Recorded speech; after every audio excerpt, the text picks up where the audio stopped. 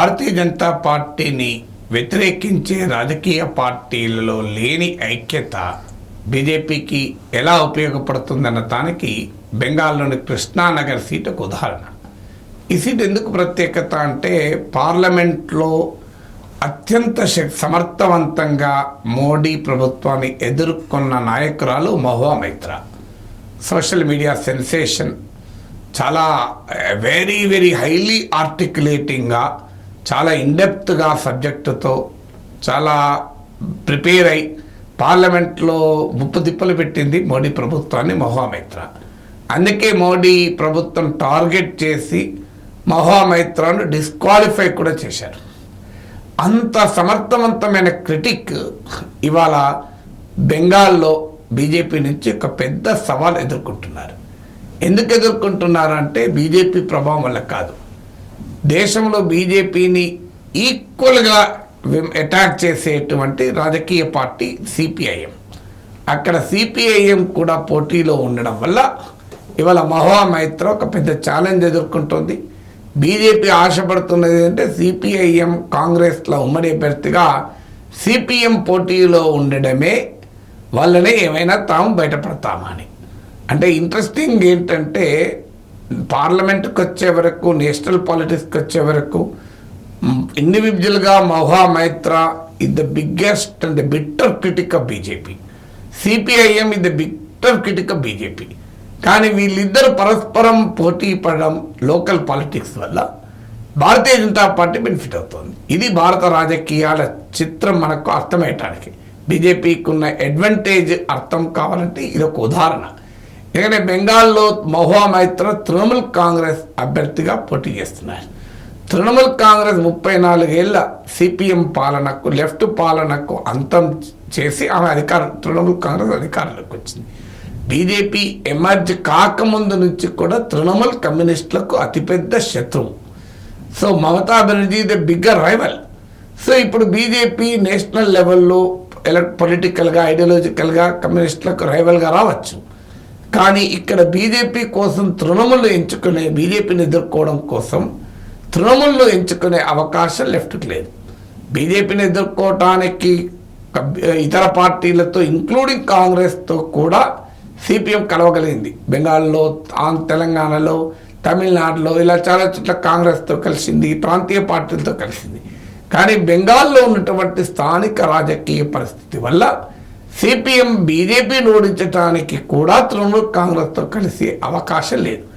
అందువల్ల కృష్ణానగర్లో మహువా మైత్రా పైన సిపిఎం కూడా పోటీ చేస్తుంది. లాస్ట్ ఎలక్షన్లో మహువా మైత్రా 63,000, మోర్ దెన్ 63,000 ఓట్ల మెజార్టీతో గెలిచారు.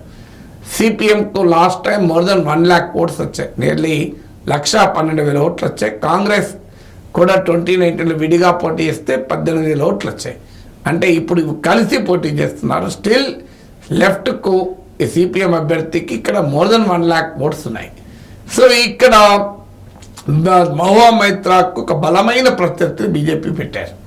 అమృత రాయ్ అని బెంగాల్ను 18th సెంచరీలో పాలించిన రాజకుటుంబం, కృష్ణానగర్ మాజీ రాణిని ఇక్కడ రంగంలో దించారు. అంటే ఆ రాజకుటుంబంలో ఉన్న కోడలామె. ఇప్పటికీ కూడా మనం రాణి మా అని పిలుస్తారు స్థానికంగా.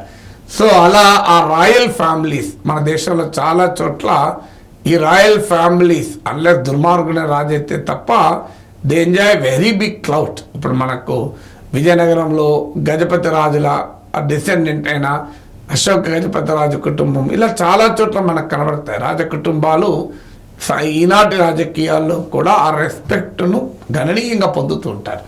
అందువల్ల తెలివిగా భారతీయ జనతా పార్టీ ఇక్కడ 18వ శతాబ్దపు రాజకుటుంబం, ఆ కాలం నుంచి కూడా బెంగాల్ పాలించిన ఒక రాజకుటుంబంలో ఉన్న వ్యక్తిని తీసుకొచ్చి పోటీలో పెట్టారు, అమృత రాయ్. సో ఆమెకు వాస్తవంగా పాలిటిక్స్ కొత్త, కానీ ఆమెను మహువా మైత్రాను ఓడించాలి అనే ఒక లక్ష్యంతో పెట్టారు. అయితే ఇక్కడ ఇంకొక డైమెన్షన్ కూడా ఏంటంటే ఈ 7 సీట్స్ 7 అసెంబ్లీ సెగ్మెంట్లు ఉన్నాయి కృష్ణానగర్లో. ఇందులో 4 అసెంబ్లీ సెగ్మెంట్లో ముస్లిమ్స్ ఓటర్స్ గణనీయం.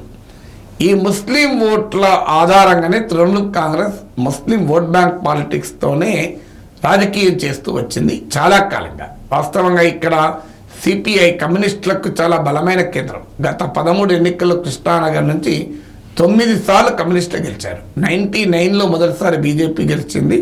2009 నుంచి వరుసగా తృణమూల్ గెలుస్తోంది. అంటే 2009, 2014, 2019లో కూడా తృణమూల్ కాంగ్రెస్ గెలిచింది. ఇక్కడ సిపిఎం మాజీ ఎమ్మెల్యే 2011 నుంచి 2016 వరకు ఎమ్మెల్యేగా పనిచేసిన ఎస్ఎం సాదీని రంగంలో దించారు. ఈ 7 అసెంబ్లీ సెగ్మెంట్లో 4 ముస్లిం డామినేటెడ్ అసెంబ్లీ సెగ్మెంట్స్. సో ఇప్పుడు ఆ ముస్లిం ఓటు కనుక డివైడ్ అయితే, తృణమూల్ కాంగ్రెస్కు సిపిఎంకు మధ్య డివైడ్ అయితే బీజేపీకి డైరెక్ట్గా బెనిఫిట్ కావచ్చని ఆ పార్టీ నమ్మకం.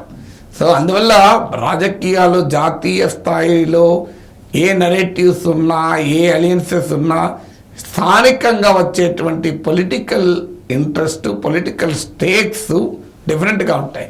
సో బీజేపీని ఓడించాలి అన్నది కమ్యూనిస్టు లక్ష్యం కావచ్చు, మహోమైత్ర లక్ష్యం కావచ్చు. కానీ స్థానిక రాజకీయాలకు వచ్చే వరకు అలా ఉండదు. స్థానిక రాజకీయాల్లో ఆధిపత్యం కొరకు పోటీ పడుతూనే ఉంటారు. అదే భారతీయ జనతా పార్టీకి అడ్వాంటేజ్గా మారుతూ వస్తుంది.